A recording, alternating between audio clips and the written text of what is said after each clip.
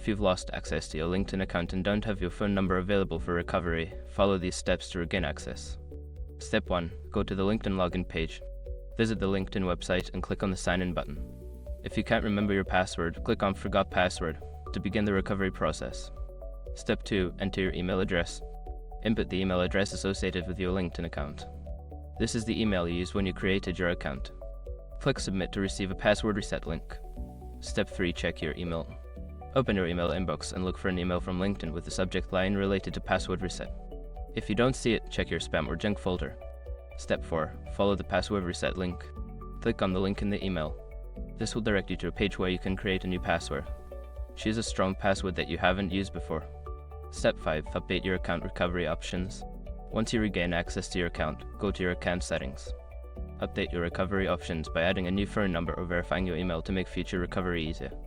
By following these steps, you should be able to recover your LinkedIn account without needing your phone number. Make sure to keep your recovery options updated to avoid issues in the future.